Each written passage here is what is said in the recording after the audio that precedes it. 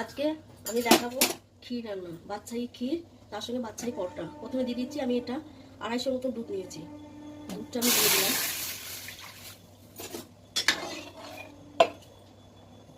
দেখুন একটু ফুটে এসছে। এবার দুধটা যেহেতু খুব ঘন নয়, এতে আমি একটু পাউডার দুধ মেশাবো, তার জন্য অল্প একটু দুধ আমি তুলে নিচ্ছি।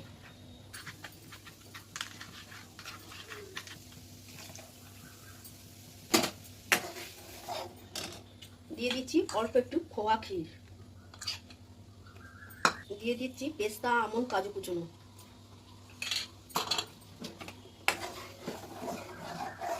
দিয়ে দিচ্ছি পরিমাণ মতো চিনি। দেখুন অনেকটাই ঘন হয়ে গেছে, এটা হয়ে গেছে। এবার আমি নামিয়ে ঠান্ডা হতে দেবো। একদম হয়ে গেছে।